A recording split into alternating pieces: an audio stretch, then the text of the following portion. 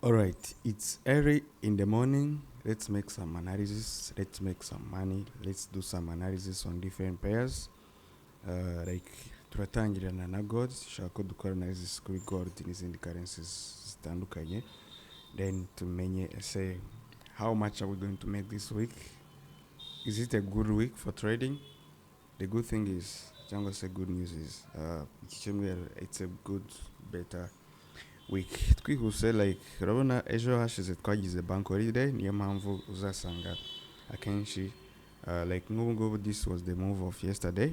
Urabona uburyo isoko ryitwa ejo hashize, like urabona currently uzasanga akenshi nuza kureba nujya mu isoko uraza gusanga akenshi isoko ritaragiye cyane, like bitewe nuko ejo hashize twari dufite Swiss franc bank holiday, twari dufite euro French bank holiday, twari dufite azwe euro German bank holiday, twari dufite as well GBP pound, pound British pound bank holiday, ndetse kandi na USD bank holiday. Nureba izi pairs zose urasanga ari zimwe muri major pairs, sibyo? Urasanga ari zimwe muri major pairs. So akenshi rero mu isoko uzasanga like market itari kugenda, like nusanga market itari kugenda cyane cyane kuko ikintu cya mbere ugomba gukora as a trader mbere yuko ukora analysis, ugomba kumenya uko isoko riri kwitwara cyangwa se isoko riri buze kwitwara, kuko ibyo tubona muri chat ntabwo ari just like laptop generator, desktop generator cyangwa se machine generator.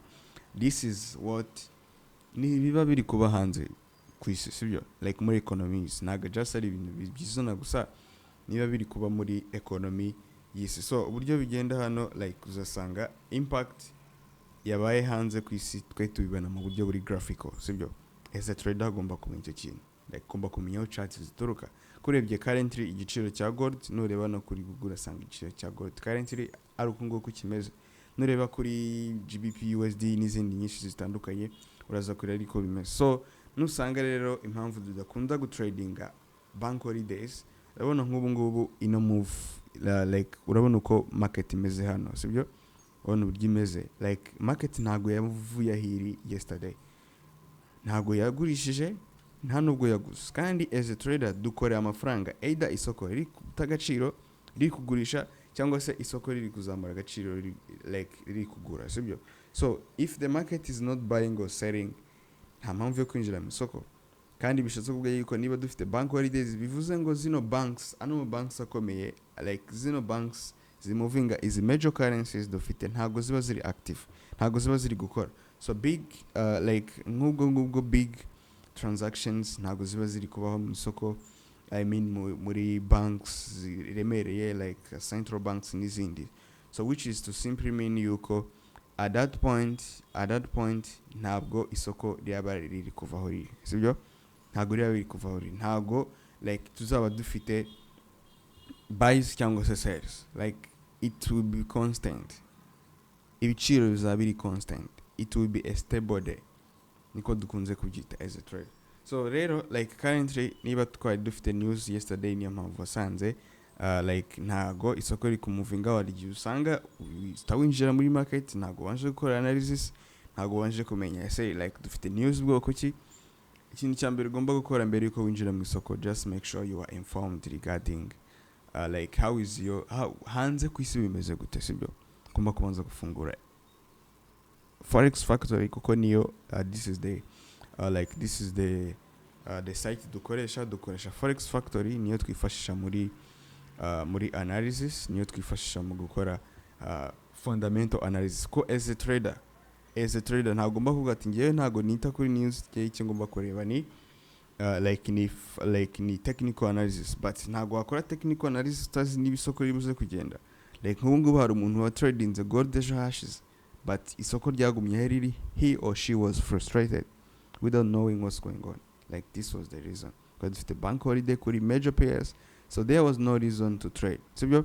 So currently as well nuno munsi we just started a day, it's early in the morning, so reka turebe niba hari opportunities dufite mu isoko. So that's the first thing we had to do, tugomba gushakisha, tugomba kureba niba hari bank holiday dufite cyangwa se hari high impact news dufite, kugira ngo tumenye ko turibuze kwitwara.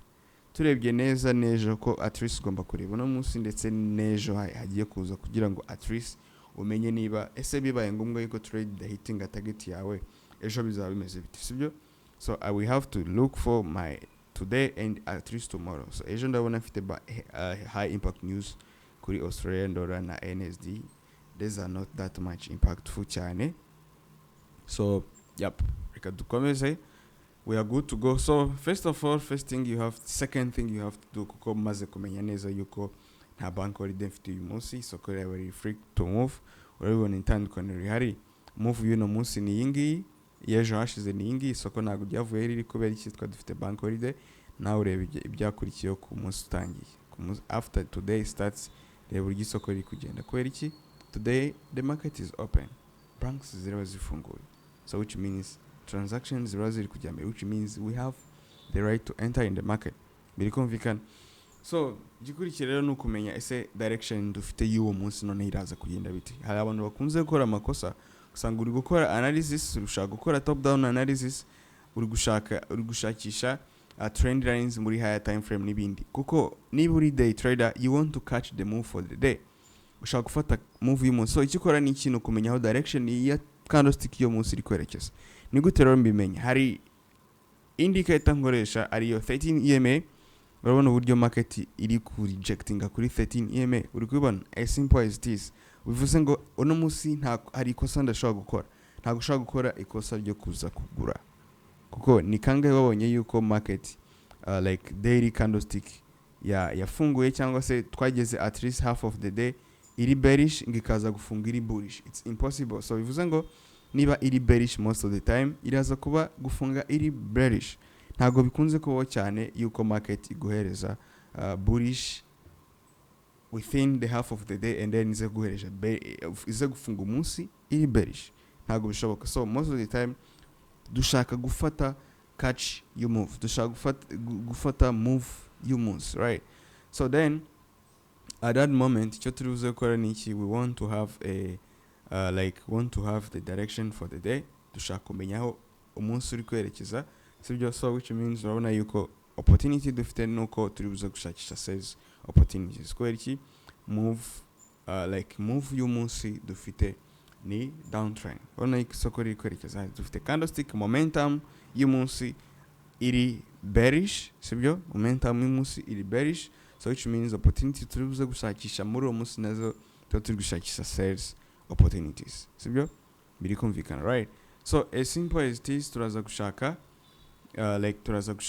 now muri a little bit lower time frame, muri 4 hour time frame, turebe ese what do we have something. Kuko niba dushaka gufata catch y'umunsi move y'umunsi, ntabwo dushaka kuza kuri buze gushakisha trendlines muri higher time frame cyangwa se iki. Dushaka kureba uko zira higher time frame candlesticks aho ziri kwerekeza, kandi high potential dufite nuko no candlestick y'ino munsi iri kwerekeza hasi, dufite bearish, twifashishije no 13 EMA dufite bearish candlestick, sibyo? Bivuze ngo candlestick y'umunsi iraza gufunga most likely iri bearish. So bivuze ngo turaza gushakisha opportunities zo munsi as sales opportunities. Impamvu ni ihe? Kubera ko dufite we have high potential yuko no munsi buze kuba bearish. Ko dushaka gufata move y'umunsi, ntago dushaka ko nabisubiramo yuko hari abantu bakunze gukora top down analysis ugasanga bari kuza gushakira trend line mo hano nahe hose muri higher time frame, uti niho baza gushakisha baza gukora baza gukorera top down analysis, which is impossible. Ushaka gufata move y'umunsi, right? So which means uraza gushakisha uko candlestick y'umunsi aho uri buze kwerekeza. So dukomeje rero with the analysis, dushaka kumenya aho market iri buze kwerekeza. Dushaka kumenya noneho aho turi buze kwinjira. Tumaze kumenya move y'umunsi kuri buze kubimeze, which is bearish, dushaka no kumenya entry turi buze gukoresha. So ikintu cya gatatu nkora ku cyambere no kumenya news ari kwerekeza, aho dufite news dufite uwo munsi, kumenya noneho aho candlestick yo munsi iri kwerekeza. Biri kumvikana, right? Dushaka kumenya aho candlestick yo munsi iri kwerekeza, dushaka kumenya aho move yo munsi dufite niye, kuko we are day traders. Dushaka kwinjira within the day, tuvemo within the day. So as simple as it is, turi gushakisha opportunity. Ikintu cya gatatu nkunze gukora, as simple as it is, just draw this pattern, just draw this tree, like this zone, and then ndikuza gushaka level ndibuze gushiraho stop loss yanjye, ndikuza gushakisha like zone of support iri buze gusupport, zone of resistance iri buze gusupportinga stop loss yanjye. Kuko impamvu nihe, ndaza nyuma nure ndebe aho yakoze inshuro nyinshi kugira ngo nze kumenyaho stop loss yanjye ndi buze kuba nayishyira, nze kumenyaho like mfite high potential yuko at least at this level isoko niri harenga ndaba nabaye wrong with my analysis. Impamvu nihe, urabona inshuro ya mbere market yaraje 1, inshuro ya kabiri, inshuro ya gatatu there was a rejection here, inshuro ya kane, sibyo? Then even here inshuro ya gatanu 6, 7, then urabona no kuri news twagize ejo hashize, urabona yuko isoko ryayirekeye muri ino zone, so which means this is a safe zone to consider as my resistance. Kubera iki iri resistance? Kubera ko iri munsi izaba support, kubera ko izaba iri resistance kubera ko iri hejuru y'isoko, izaba support ari uko yagiye munsi y'isoko, right? So which means anytime ndibuze gukora kugira entry zanjye, stop loss yanjye irabiri hano hejuru. Impamvu nihe, I will be safe. Kubera iki? Kubera ko at least isoko niba ryaragize record yuko inshuro zingahe zose ryagarutse ku ino level, it was rejected, so which means I have chance yuko nanjye isoko niribuza kwinjira ku ino level, it will reject my level, then I will be safe to consider that level as my safe stop loss level. So the next thing to do is now to follow my strategy, cost strategy. I do use my trendline strategy. So ndaza kureba ko niba ndi gushakisha sales opportunities, which means ndiguze kwifashisha support breakout and retest. Ko support niba broken, then retest yayo niyo ndibuze kwinjira, kuko ndi gushakisha sales opportunities. Nje kwifashisha na 200 EMA nayo iraza kumbwira within like few minutes cyangwa se seconds, ntiriwe njya muri zira process zose, yaza kumbwira aho market iri kwerekeza, ntiriwe njya kureba. Urabona nk'ubu ngubu ko this is a dynamic resistance, ino 200 EMA ni dynamic resistance, which means kubiri hejuru y'isoko I already have opportunities, high chances yuko we already have sales opportunities, so we are good to look for sales opportunities. So looking for my trend line, ndaza kuyikuramo hano, already mfite level mo hano, so drawing my level gutya, ndaza gusanga mfite level of support munsi yanjye, kuko niba market niba market yaje hano ku ino zone ikaza nino ndayisuppose nk'ari rejection. Impamvu nihe, uno murongo like this is a level of support kuko iri munsi y'isoko. Uno murongo ntago just ushatse kuvuga ngo this is where that's the exact rejection should be. Uno murongo ushatse kuvuga this is the center of the zone, so means yuko support ishobora kuba slightly above the trend line cyangwa se slightly below the trend line. So niba market ya rejecting the ino level, which means I will support this as also a rejection, sibyo? So simply mean yuko like niba market yaje ikarejectinga inshuro ya mbere ahangaha, inshuro ya kabiri as well here, ya gatatu, ya kane, ya gatanu, which means hari possibility yuko ino level ishobora kuba rejected ikaba yasubira hejuru, sibyo? Birumvikana. So which is to simply mean yuko ikindi buza gutegereza nuko ntegereza yuko ino level iba broken. So ntegereje yuko byibuze, kandi ku bantu bacuruza abatradinga za SMC na smart money, habari butangire gutekereza yuko hano dufite za order blocks n'ibindi za demand n'ibindi.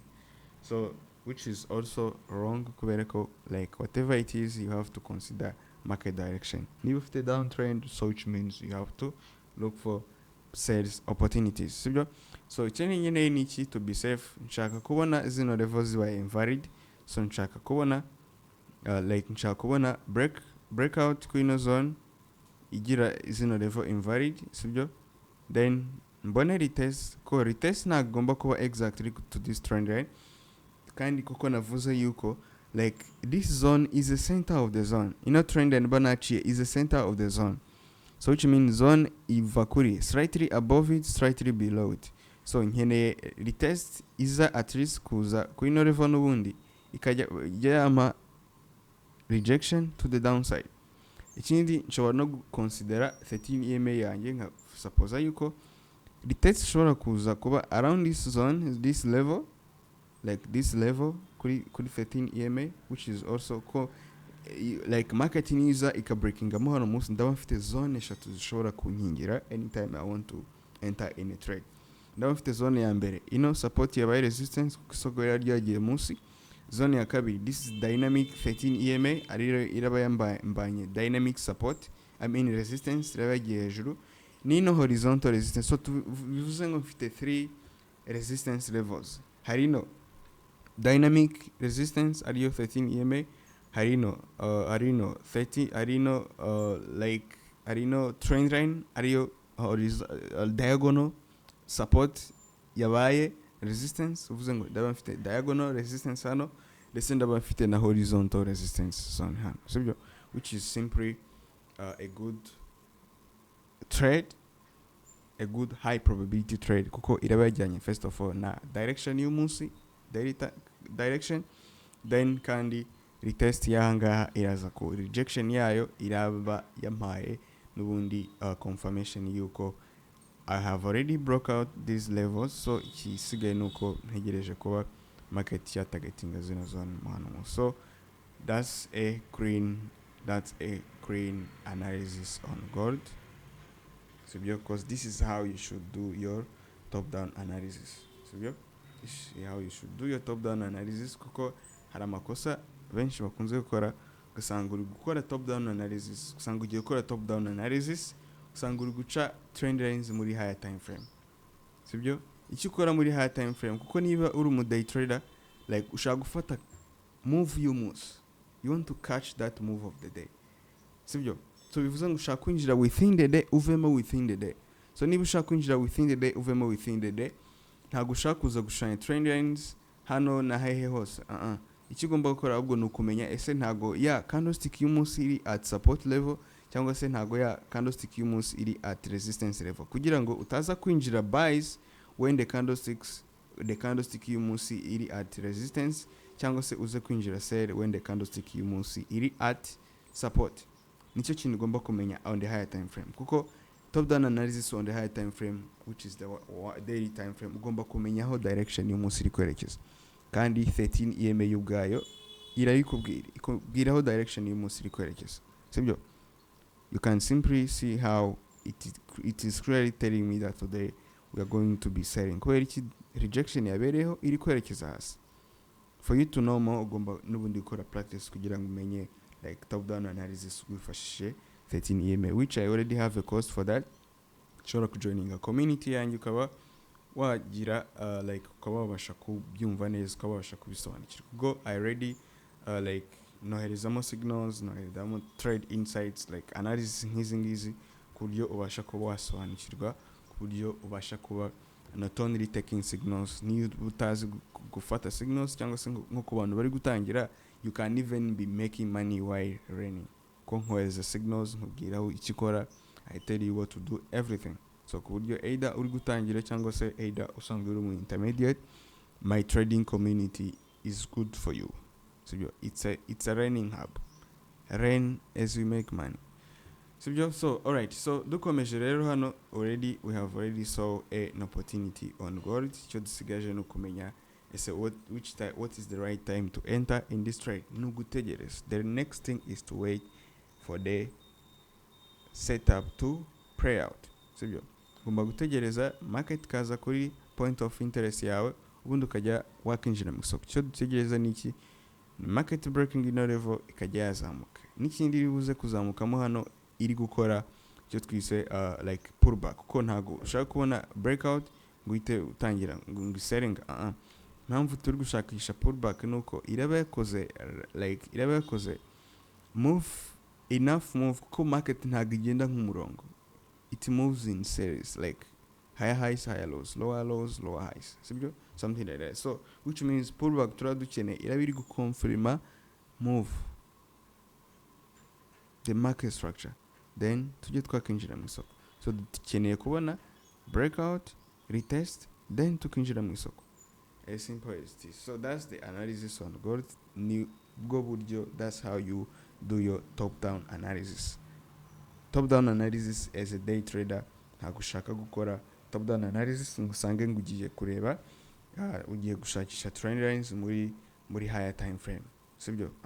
Ahubwo washakisha trendline muri higher time kugira ngo umenye ese iyo move ushaka gufata uwo munsi ntabwo iri kuri support cyangwa se ntabwo iri kuri resistance y'igihe runaka. Ko niba iri kuri resistance, kuko resistance biri hejuru, sibyo? Zone iri hejuru, niba iri resistance ntabwo ushaka kugura, ko irahise isubiza isoko hasi, so which means you will be losing. Cyangwa se niba iri munsi y'isoko ntabwo ushaka kugurisha, ntabwo ufite support, ntabwo ushaka kugurisha kandi dufite support. So nibyo bintu bibiri ugomba kumenya kuri higher time frame. Ugomba kumenya niba higher time frame itari kuri support cyangwa se itari kuri resistance. Otherwise you just need to predict the direction of the daily move. That's what you need to do, sibyo? Kuko nicyo kigomba gukora. Ntabwo ushaka gukora analysis as if you are a swing trader, kushaka gufatira move uyu munsi. Ushaka kwinjira within the day, usohokemo within the day. And wabonye uburyo nkoresha 13 EMF for me to know the direction you move. I'm confident yuko gold irabiri guserenga uno munsi.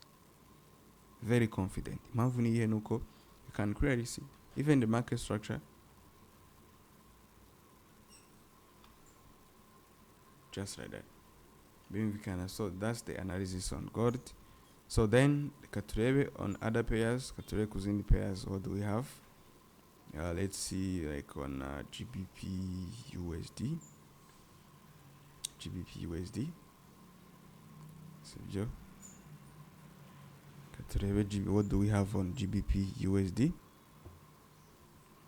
Let's see, hold on. GBP USD urabona as simple as this. Tuje kuri daily time frame kuko twamaze kubona yuko like ikintu dukeneye kumenya as a day trader, dukeneye kumenya direction y'umunsi. Nicyo kintu cya mbere. Please take it as a note. As a day trader ushaka kumenya direction ya candlestick y'uno munsi. That's your aim. Na ndetse kandi ikindi kintu ugomba kumenya no kumenya ese iyo like candlestick y'uno munsi tagiri at support cyangwa se at resistance. Nicyo ibintu bibiri ugomba kwirinda. Is it either at resistance? Is it either at support? The next thing is like what is the direction of the candlestick almost? As I have told you, naberetse yuko 13 EMA igufasha kumenya direction y'umunsi. Ona nk'urugero, ona nk'izi charts twagize hano. Ona hano like ku muntu wumva neza 13 EMA made a lot of money hano. Kubera ko you already niba wabonye direction like urabona nk'ubu ngubu niba dufite like a rejection, nk'urugero reka du consider ino candlestick, this one, iyi ngiyi dufite hano, this one, let me show you.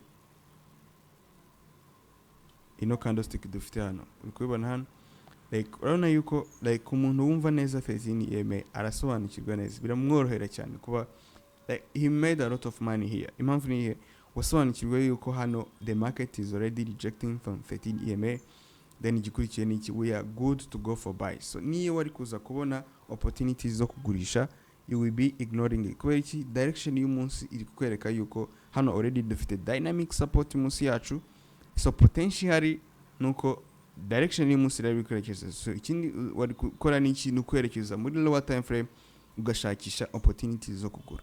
Kuba uzi direction y'umunsi ntago bishatse kukubwira ko ugomba kwinjira wabonye hose. Ugomba no gushakisha like ikiri buyigire valid, where to enter, the point of interest iri bukubwire yuko it's time to enter. Now you can enter in the trade. Then gwumva ikintu wari gukora hano gikurikiye n'iki, no kwinjira in the lower time frame ukamenya ukareba opportunities zo kugura confidently ukinjira mu isoko, sibyo? So hano urabona nk'ubu ngubu hano yarabikoze same thing. You need to just know the direction y'umunsi. Ntabwo ushaka gushanya trendlines n'ibiki muri higher time frame. Ahubwo ikigomba kwirinda n'iki, ugomba kumenya niba ese iyo higher time frame yawe ntabwo iri at support, at resistance, cyangwa se ntabwo iri at support.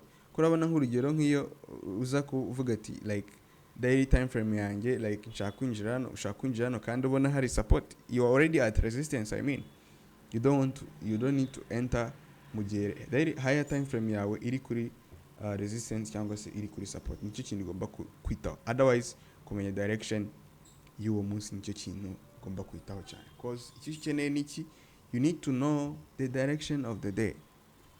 You want to enter within the day and come out within the day. Nicyo kintu cy'ingenzi ukeneye. So the next thing is, hano dukeneye niki, ni ukumenya no direction ya candlestick y'ino munsi iri kwerekeza he, which is a confusion. Urabona hano candlestick iri kwerekeza hasi, ariko dufite munsi yayo dufite dynamic support, which means that possibility yuko candlestick ishobora kuza kumanuka ikaza kuba rejected igafungira hejuru ikabaza kuba bullish. So which means this is undecided, kubera iki dufite support munsi yacu ariyo yino dynamic support. So which means ntabwo dushobora consider sales kandi dufite support munsi yacu ishobora kutu rejecting. So we are good, this is undecided, there is no opportunity in this market. So rero iyo uri kubona nta clean opportunities uri kubona, what do? You just shift and look for another setup. You don't force the market, you just shift and look for another setup. So katurebe on other pairs, turaza kureba nka pairs eshatu, like let's see maybe USD JPY. Like ikintu nkora niki, like nk'ubu ngubu like umva other sonicus try like gukora analysis, like ntanga signals every day. I do give market insights easy every day in my community. Ntanga signals every day, like buryo even you udasobanukiye kwiga uri umutangizi ushobora kuba wakiga uri no gukora amafaranga, as simple as this. Sibyo wakiga uri gukora amafaranga kuko nkohereza signal nkaba nagusobanurira aho kwinjirira, aho kuviramo, everything. Ndetse kandi no ku bantu like bashaka bamaze igihe bakora trading ariko ugasanga structure yawe ntabwo iri clean, ufata trade ariko ntumenye igihe cyo kuviramo, like things like that. My community is there. I have a trading community aho ushobora kujoininga ukaba purifying your skills. Urumva it's better for beginners and also n'abantu bamaze basanzwe bakora trading bashaka just ku improving psychology yabo, ndetse kandi bashaka ku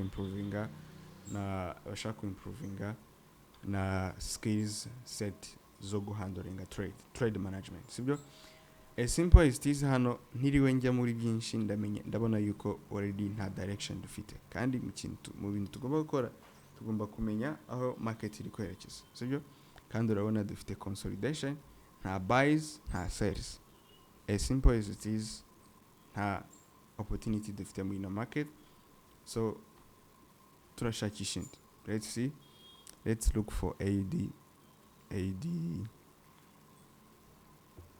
like AUD pairs.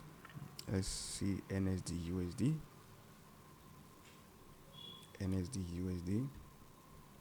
Turebe direction y'umunsi. Green, very green. Urabona yuko already kuri NSD USD dufite sales opportunities. That's twazibwiwe n'iki. Urabona power of this 13 EMA. You really need to practice it. Yep, you really need to practice it. Kuko whatever the strategy you use, utabashije kumenya direction y'umunsi ayi kwerekeza, you are wrong. Kuko hari umuntu uri buze gukurikiza za SMC agatangira kuvuga ati like somewhere here dufite dufite ngo order blocks n'ibindi, akaba yatangira kugura n'ibindi, kandi daily time frame iri kwerekeza like dufite like move y'umunsi niyo dukeneye, ntago dukeneye move y'umunsi.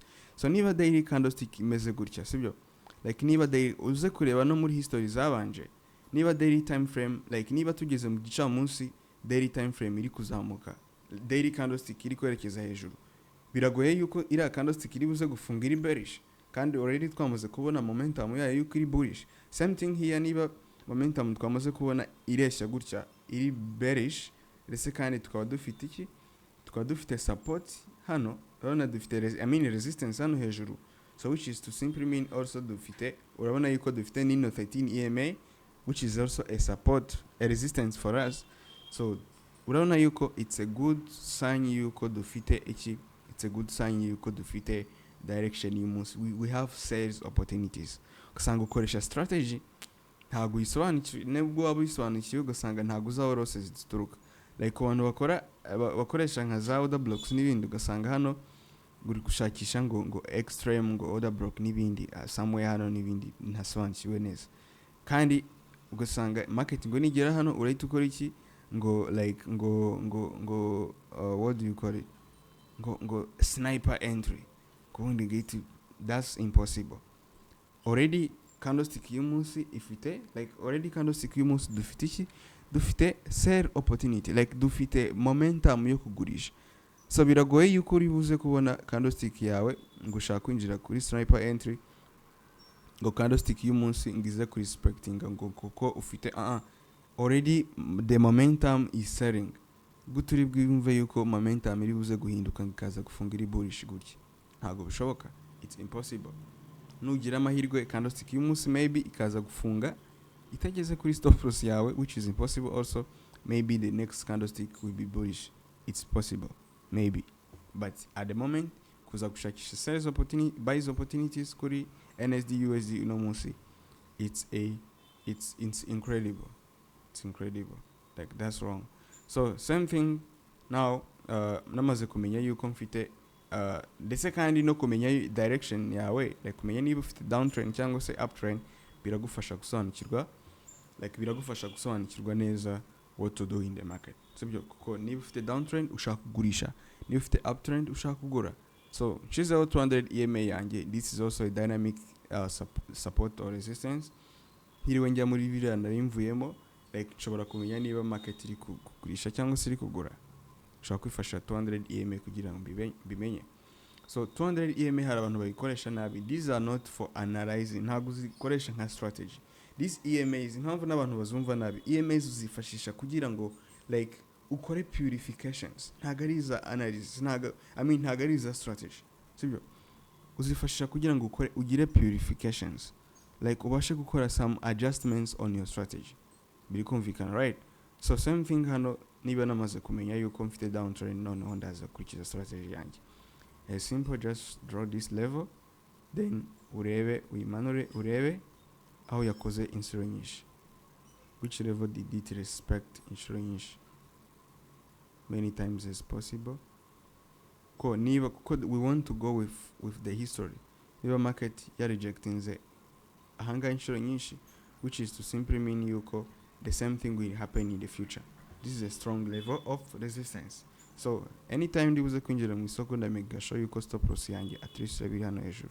Mpamvu nihe, even when the market will try to reverse, it won't reach my stop loss quality. At least this level, I have plenty of levels mo hano ziri buze kunkingira kuba nagira loss. So nje gushanya trend line yanjye ko I can already see my trend line hano. Shaka kwibaza say why niba already maze kubona trend line yamaze kuba broken, ndabona ino retest. I say, is it enough for me to enter? This is not enough. Kubera iki? Like I still see yuko nkeneye pullback hano. Sibyo, nkeneye pullback. Ndetse kandi I still want the market to break below this level. Sibyo, kugira ngo ibe invalid, to break it below this level. So icyo nkeneye ni iki? Nkeneye breakout, nkeneye ko market iza ikabreakinga munsi yanga, munsi y'ino level, then come back to retest. Mwibuke neza kuri trend line, ku abantu bakunze gukora amakosa nkayo ngayo. Trend line ntago ariyo just gushushanya ngo like it's a this is just the level of support. This is a zone, is the center of the zone, which means the zone can be either slightly above this zone cyangwa slightly below this zone. That's the zone, that's your support level. Biri kumvikana, right? So which means icyo nkereye niki, kubona market breaking below this level ikaza garuka gukora retest, then ikamichi below this level, kama retest mo hano muri no zone, then ikamichi rejection, ninjira mu isoko. That's as green as it is.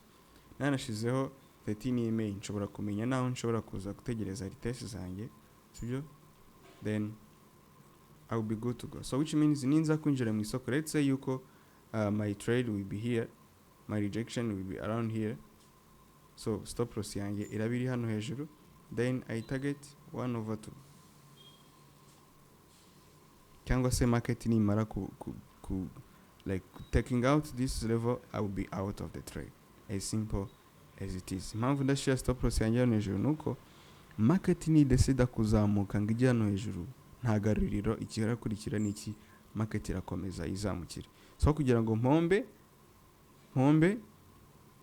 kuva ku ino level, kugera ino hejuru, I can only lose kuva hano kugera hano. Kubera iki? Nigera hano ntago ndaba ndi gutekereza cyangwa gutangira gusenga amasengesho ngo ntangire avuge ko isoko ribuze kumanuka. It's impossible kuko sometimes prayers, ari umuntu ushaka kwicara kuri trade akayisengera ngo igende neza. Like niba no mu buzima busanzwe, if you didn't do the right thing, ntago uri buze gusenga ngo ikintu kigende neza. Niba utari gukora right thing, amasengesho yawe nta kintu ari buze gufa. Ahubwo gusenga amasengesho yawe akwerekeze to the right thing, if that's what you believe. So the same thing which is here, stop loss yanjye ndaza kwishira hano hejuru, as simple as it is, the market should pray. So these are the two opportunities dufite muri market, NSD USD dufite, let's say na gold. So ni ubwo buryo rero ukora analysis, like abantu basanga bakora analysis ugasanga bari gukora amakosa, like ugasanga ukora top down analysis ariko ntago uzi neza what to do on in the higher time frame. Sibyo, ntagomba gukora amakosa yo gushushanya trendlines muri higher time frame n'ibindi.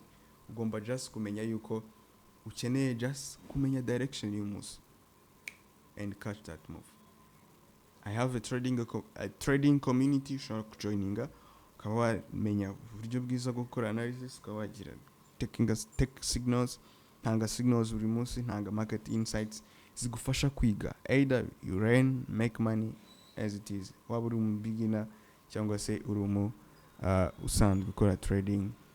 You can join my trading community and start being profitable and start understanding the markets and start analyzing properly. So that was it for today's session. Hit that sub button so we meet in the Friday live trading session. So see you Friday 7 p.m. Rwandan time.